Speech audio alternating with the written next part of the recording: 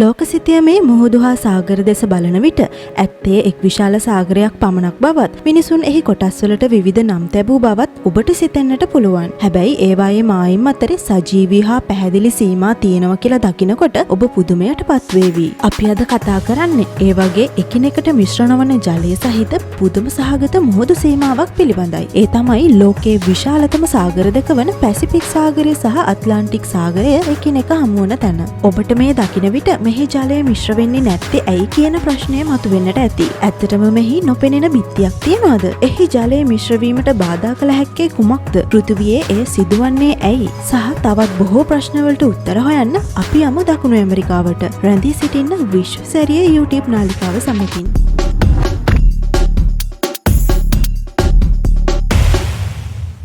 පෘථුවියෙන් අඩක් පමණ ආවරණය කරන ලොව විශාලතම සාගර දෙක වෙන්නේ ඇට්ලාන්ටික් සාගරය සහ පැසිෆික් සාගරයයි. නමුත් දකුණු ඇමරිකාව කෙළවරේ දකුණු කෙළවර වෙන කේප් හෝන් හමුවන ස්ථානයේ ඉතා අමුතු සංසිද්ධියක් සිදු වෙනවා. ඇට්ලාන්ටික් සහ පැසිෆික් සාගරයේ ජලය මිශ්‍ර වීම ප්‍රතික්ෂේප කරනවා. ඊටත් වඩා දර්ශනීය දේ නම් සැහැල්ලු ඇට්ලාන්ටික් ජලය අඳුරු පැසිෆික් ජලය ඇසල පිහිටලා තියෙන නිසා ජල කඳන් දෙක අතර පැහැදිලි වෙනසක් දක්නට ලැබෙනවා. සාගර දෙක අතර මෙම මායිම ඩ්‍රේක් මාර්ගය ලෙස හැඳින්වෙන අතර එය කිලෝමීටර් 800 දක්වා පවතිනවා. ජල කඳන් මිශ්‍ර වීම ප්‍රතික්ෂේප කරන මෙම විශ්මයජනක සංසිද්ධිය මුලින්ම සොයාගත්තේ ජැක් රූස්ටෝ විසින් ජිල්බෝර්ටා සමුද්‍ර සන්ධියේ ගැඹුරු කිමිදීමකට ගිය අවස්ථාවකයි. මෙම අමුතු දර්ශනය බොහෝ නරඹන්නන් තරමක් ව්‍යාකූල කරලා තියෙනවා. සමහරු මෙවැනි අමුතු සිදුවීම් යම් දිව්‍ය ක්‍රියාවකට ආරෝපණය කරන්න උත්සාහ කරනවා. නමුත් ඇත්ත වශයෙන්ම මේවා විද්‍යාවෙන් සරලව පැහැදිලි කිරීමට පුළුවන්.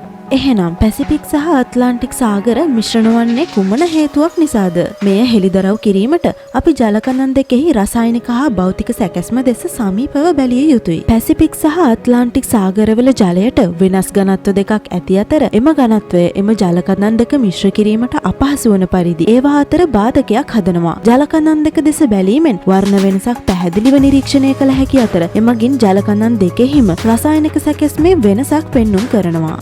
මෙම අමුතු සංසිද්ධියට වගක විය යුතු දෙවන වැදගත්ම සාධකය මෙයයි. ජල කඳන් මිශ්‍ර වීම ප්‍රතික්ෂේප කරන්නේ ඇයි කියලා වඩාත් හොඳින් අවබෝධ කර ගැනීම සඳහා අපි සාගර ක්ලයින්ස් ලෙස හඳුන්වන ලක්ෂණය දෙස බැලිය යුතුයි. සාගර ක්ලයින්ස් කියන්නේ ජලයේ භෞතික හා ජීව විද්‍යාත්මක ලක්ෂණවල වෙනසක් හේතුවෙන් ජල කඳන් දෙකක් අතර පවතින අනෙකුත් මායිම් වේ. ප්‍රධාන වශයෙන් සාගර ක්ලයින්ස් වර්ග කීපයක් තියෙනවා. ඒ තමයි තර්මොක්ලයින්, හෙලොක්ලයින් සහ කෙමොක්ලයින්. සාගර ක්ලයින්ස් වර්ග වලින් වඩාත්ම දර්ශනීය සාගර ක්ලයින් වර්ගය හෙලොක්ලයින් ලෙස හඳුන්වනවා. සැලකිය යුතු ලෙස වෙනස් ලවණතාවයන් සහිත ජල කඳන් දෙකක් එකට එකතු වූ විට එම ජල කඳන් දෙක මිශ්‍ර වීම ප්‍රතික්ෂේප කරනකොට තමයි හෙලොක්ලයින් හැදෙන්නේ. සාගර ක්ලයින්ස් වර්ග වලින් පළමුවැන්න වෙන තර්මොක්ලයින් නැත්නම් තාප රේඛාව විවිධ උෂ්ණත්වයන් සහිත ජල කඳන් එකිනෙකා සමග ස්පර්ශ වෙනකොට තමයි තර්මොක්ලයින් ඇති වෙන්නේ. ඒකට හොඳම උදාහරණයක් වෙන්නේ ගල්ෆ් ඇලේ උණුසුම් ජලය සහ උතුරු ඇට්ලාන්ටික් සාගරයේ වඩාත් සීතල ජලය අතර තාප රේඛාවයි. ඔබට උණුසුම් හා සීතල ජලය භාවිතයෙන් ඔබේ මුළුතැන්ගේ ඒවා පහසුවෙන් ප්‍රතිනිර්මාණය කර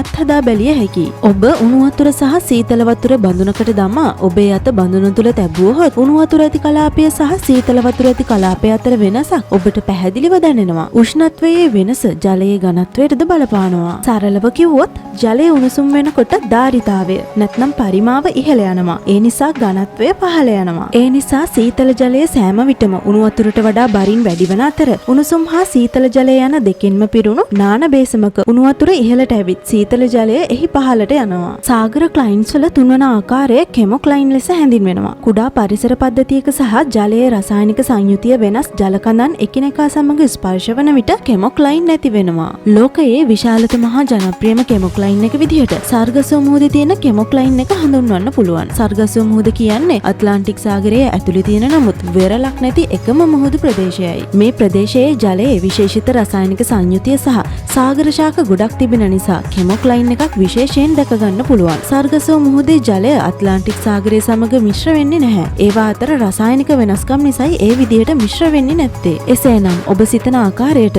අපේ ප්‍රධාන මාතෘකාව වන ඇට්ලාන්ටික් මුහුද සහ පැසිෆික් මුහුදු සීමාවේ දක්නට ලැබෙන්නේ කුමන සාගර ක්ලයින්ස් වර්ගයද? අපි කලින් කිව්වා වගේම මේ තැනට ගැලපෙන්නේ හෙලොක්ලයින් එක. ඒට හේතුව වෙන්නේ ඇට්ලාන්ටික් සාගරය පැසිෆික් සාගරයට වඩා අවම වශයෙන් 5 ගුණයකින් ලුණු සහිත වීමයි. මෙම ලවණ ලවණතාවයේ වෙනස ජලයේ ඝනත්වයටද බලපානවා. අධික ලවණතාවය ජලයේ ඝනත්වයට බලපාන්නේ කොහොමද? ජලයට ලුණු එකතු කර ලුණු ද්‍රාවණයක් නිර්මාණය කිරීමෙන් ජලය වඩාත් ඝන බවට පත් වෙනවා. වතුර වීදුරු දෙකක් අරගෙන ඒවා 4න් 3ක් පමණ පුරවා එක් වීදුරුවකට ලුණු මේස හැඳි කිහිපයක් එකතු කර අනෙක් වීදුරුව ලුණු රහිතව තබන්න.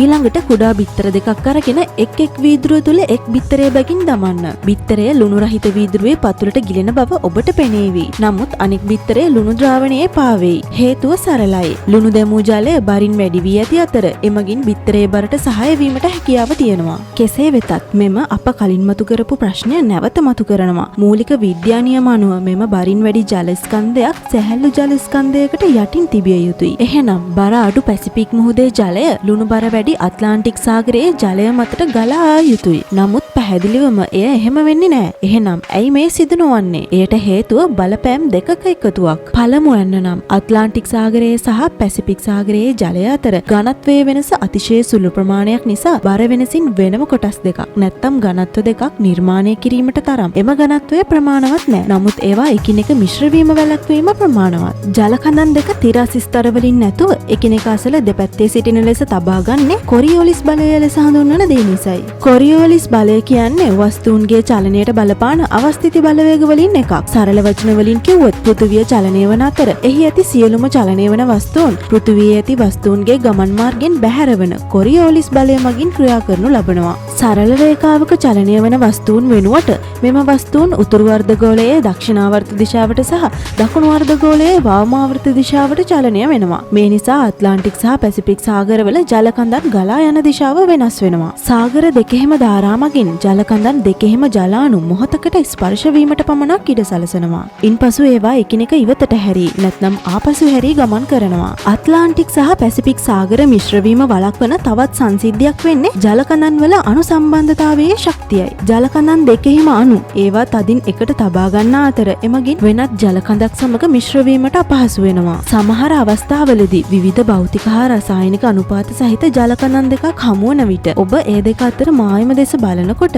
එය එසේ මිශ්‍ර නොවන බව පෙනෙන්නට තිබුණත් ඇත්ත වශයෙන්ම යම් මිශ්‍ර වීමක් සිදු විය හැකියි. මේ සඳහා හොඳ උදාහරණයක් වෙන්නේ කැනඩාවේ වැන්කූවර්හි ෆ්‍රේසර් ගඟ ජෝර්ජියානු සමුද්‍ර සන්ධියට ඇතුළු වන ස්ථානයයි. පැසිෆික් සහ ඇට්ලාන්ටික් සාගරවල ජල කඳන් අතර මෙවැනි මිශ්‍ර වීමක් සිදු වේද යන්න පැහැදිලි නැහැ. සමහර විට ඒවා ක්‍රමයෙන් කාලයත් සමග මිශ්‍ර වීමට පටන් ගත හැකියි. නමුත් ඒවායේ ගලා යාමට ප්‍රතිවිරුද්ධ දිශාවන් ඇති නිසා එය එසේ මිශ්‍ර වෙයි කියලා හිතන්න අමාරුයි. නමුත් එහි අණු වෙනම කෙටි මොහොතකට හෝ හමු වී පසුව සාගර ප්‍රවාහය සමග ඉවතට ගෙන යනවා. ඔබ සිතන්නේ මෙලෙස එකිනෙකට මිශ්‍ර නොවන ජල කඳන් දෙකකට ඇත්තේ ඇට්ලාන්ටික් සාගරය සහ පැසිෆික් සාගරය පමණක් කියලාද? නැහැ. පෘථිවියේ මෙවැනි ස්ථාන රාශියක් තියෙනවා. ඒ අතරින් ජල කඳන් දෙකක් සම්පූර්ණයෙන්ම එකිනෙක සමග ස්පර්ශ වන විට මිශ්‍ර වීම ප්‍රතික්ෂේප කරන කැපී පෙනෙන අවස්ථා කිහිපයක් අපි දැන් බලමු.